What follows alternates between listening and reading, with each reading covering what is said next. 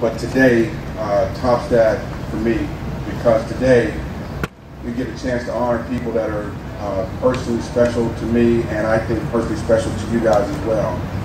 I want to begin by inviting up a representative from Congressman Cantor's office, Ms. Kelly Williams.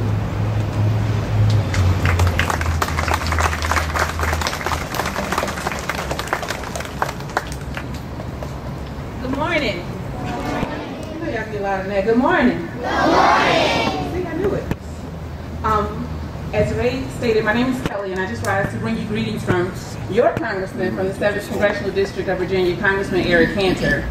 Congressman Cantor asked that I convey his sincerest apologies to you all that he was not able to personally greet you all this morning. He also asked that I welcome you to Washington, D.C. in hopes that during your visit you will be able to partake in all that this city has to offer, which includes a vast sense of cultural diversity, history, and a general hope that America will remain an example to the world, ensuring that American ideals and freedoms are extended well beyond its borders. It is my understanding that you all will be visiting 3 places of particular interest today. This hallowed ground that is known as the Law Enforcement Officers Memorial, the newest memorial that has been erected on the National Mall, the Martin Luther King Jr. Memorial, as well as the tomb of the unknown soldier at Arlington Cemetery. As you stand here at your first stop, the Law Enforcement Officers Memorial, I ask that you remember that this memorial is one in particular of the few that is a living memorial in that it allows for change every year. This change only occurs because lives are lost on a continual basis, and as spring blossoms bloom every year, names are added in order to pay tribute to those that have paid the ultimate sacrifice. Law enforcement officials have taken a sworn oath to protect and serve and tirelessly pick up this mantra on a daily basis. This is indeed one career that is 24 hours a day, 7 days a week, and even 365 days a year. As you visit the Martin Luther King Jr. Memorial, I implore you to remember the words of Dr. King, which are engraved on the side of the memorial. The words that appear on the side of the stone read as follows: "I was a drum major for justice, peace, and righteousness," which is a paraphrased version of a longer quote by Dr. King. If you want to say that I was a drum major, say that I was a drum major for justice. Say that I was a drum major for peace. I was a drum major for righteousness, and all of the other shallow things will not matter. This statement embodies the very essence of the creed that law enforcement officials are sworn to uphold. When you recognize the greater importance of fighting for a cause or contributing to a goal that is greater than oneself, you have indeed realized the true value of self-worth in acknowledging that you have the power to influence those around you, which will inevitably cause positive changes within you and within your community.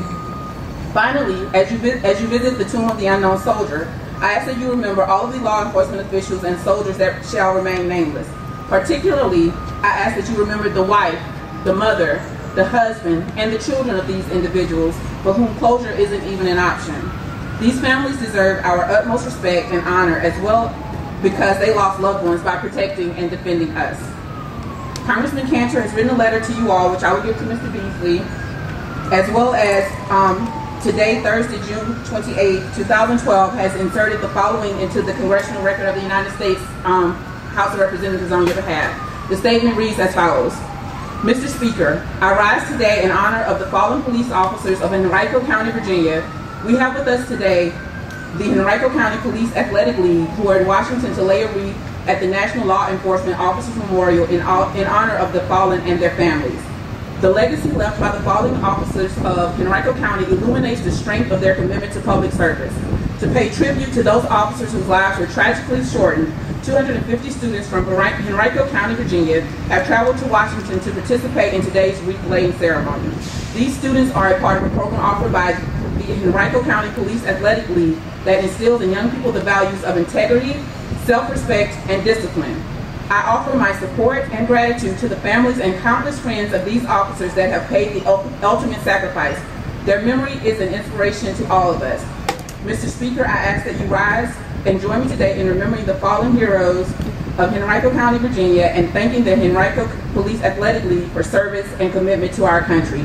Inserted into the Congressional Record of the United States of America on Thursday, June 28, 2012. And Christopher is actually holding a copy of that that we will give to Mr. Beasley on your behalf as well. But after today, you can go online and it is inserted into the record forever. The Henrico Police Athletic League continues to serve as a reminder of the dedication that is exhibited by law enforcement officials throughout Henrico County as well as the nation. The skills and commitment that you share with the youth only serve to better their lives directly and shape their futures in a positive manner. For your time, dedication, and support, we are indebted to you all and grateful beyond measure. In closing, mere words can never fully recognize the tremendous sacrifice that is made on a daily basis by law enforcement officials throughout the country, the Commonwealth of Virginia, and Henrico County. As I stand with you all here at this memorial, which was erected in order to honor those that have fallen while on the call of duty, I'm reminded that although these grounds and the landscaping are beautiful, it can never fully represent our debt and gratitude for the individuals whose names are carved within.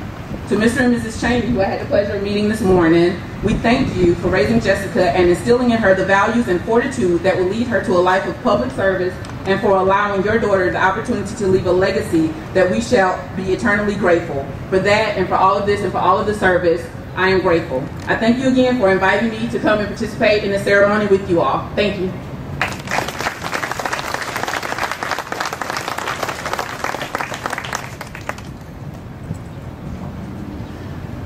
Trooper Jessica Cheney was killed while directing traffic at the scene of an accident on U.S. Route 1 near State Route 630 in Stafford County. She was transported to a local hospital where she succumbed to her injuries a short time after surgery. She was a former dispatcher in Richmond and was assigned to Division II following graduation. State Trooper Cheney served with the Virginia State Police as a trooper for 2 years. She was 23 years old. She is survived by her parents, Richard and Sue, who are here with us today, and has a sister, Romaine, who couldn't be here today. We love you. Mrs. Cheney, would you come up and say a few words, please?